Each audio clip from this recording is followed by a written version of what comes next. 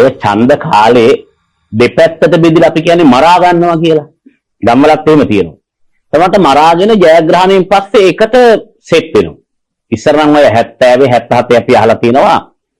පෙරදුන අයට අර භූමුට්ටි අරන් ගිහිල්ලා ගහනවා කියලා මෙහෙම. විරෝධේ ප්‍රකාශ. ඔට්ටු දානවා, පරදිනවා. සමහරවිට ගහ ගන්නවා ශාරීරිකව. ඒ වගේ නෙවෙයිනේ.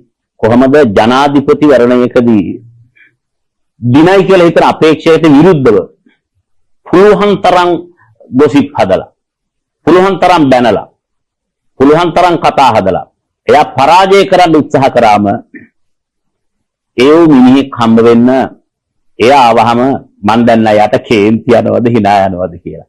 ආයිබෝවන් සජිත්. ආයිබෝවන්. ඇත්තටම වාව පරාජය කරන්න මට කළ හැකි උපරිමයේ කළා පහුගිය මැතිවරණයේදී.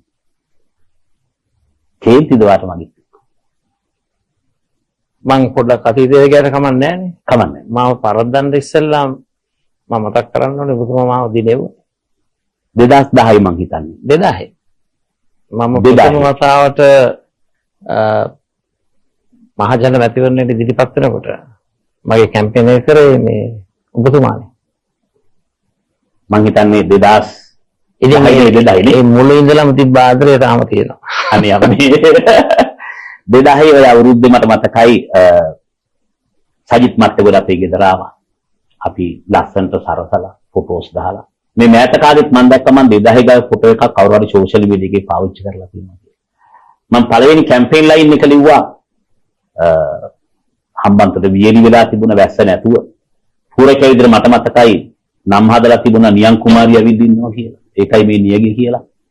ඒසර සජිත්ුයි රණසිංහ ප්‍රේමදාස දෙන්න එකතු කරලා මම හදුවා කොළපාට ගසක් යට හෙවණකට කියලා.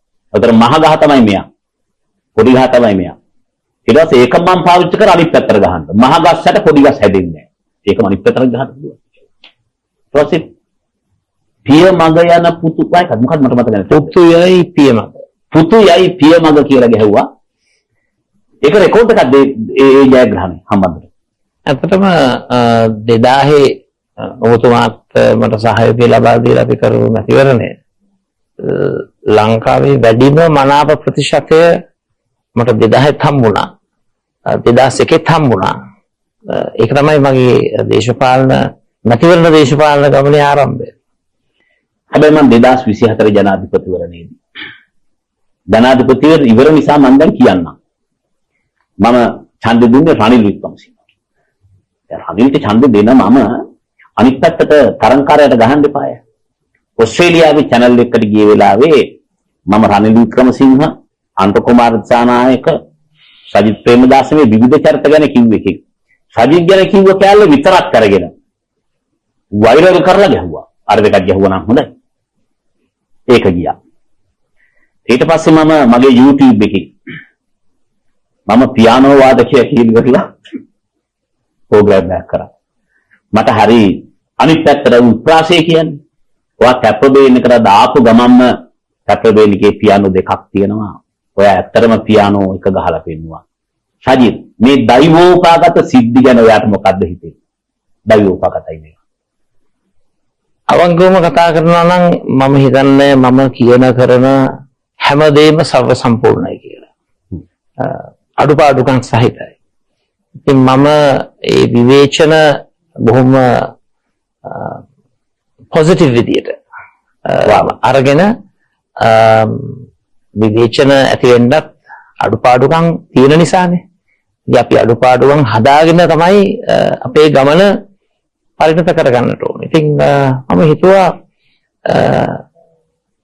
මේ පසුබෑම තුල ඔබතුමාත් හමු වෙලා මොනවද තිබෙන අඩුපාඩු අඩලුහුඬුකම් ඒක කොහොමද අපි නිවැරදි කරගන්නේ, කොහොමද හොඳ ගමනකට මුල පුරන්නේ. මම හිතුවා ඒ වගේ ප්‍රගතිශීලී විදිහට අපි ඉදිරියට යන්නට ඕනේ කියලා. ඒ නිසා මවගේ එහෙම ගැටලුවක් නැහැ ඔබතුමා මාව විවේචනය කරයි කියලා. විවේචකයා ඉදිරියට ඒ විවේචකයා සමග සුහදශීලීව සාකච්ඡාවකට මුල පිරීම මම විශ්වාස කරනවා පරිණත දේශපාලනික ලක්ෂණයක්. මම කැමතියි පරිණත භාවයට. වව්. මොකද මම කිව්වේ මම ජීවිතේට හිතුවේ නෑ සජිත් පෙරදුනාට පස්සේ මං වාගේ සෝෂල් මීඩියා එකේ ගහපු කෙනෙක් එක්ක ඉන්නේ තරහක් නේ. හැබැයි වාමට ඊටම සංයමයෙන් කතා කරා. ඩිසිප්ලින් එක කතා කරා. අපි ඡායලලාවක් කතා කරා. ඊට පස්සේ ඔයා එක් වතාවක් මගේ මත්තේ ගොඩ ගෙදරට ආවා. අද කැප්පබේනීට ආවා. මං කිසි දවසක සුචරිතයට ගිහිල්ලා නෑ ඔයාව හම්බ වෙන්න. මං කිසි දවසක සිරිකොතට ගිහිල්ලා නෑ සජිත්ව හම්බ වෙන්න. මං කිසි දවසක එහෙම ගිහිල්ලා නෑ බෑ ඔයා දෙපාරක් ඇවිල්ලා තියෙනවා. මං සාමාන්‍ය පුරවැසියෙක් විදියට. මට ගෞරවයක් දැනෙනවා. ඒ නිසා ඔයා ආපු එක ගැන ඉස්සල්ලාම වට thank you. මම හිතන්නේ ඒක ආටිෆිෂල් දෙයක් නෙවෙයි.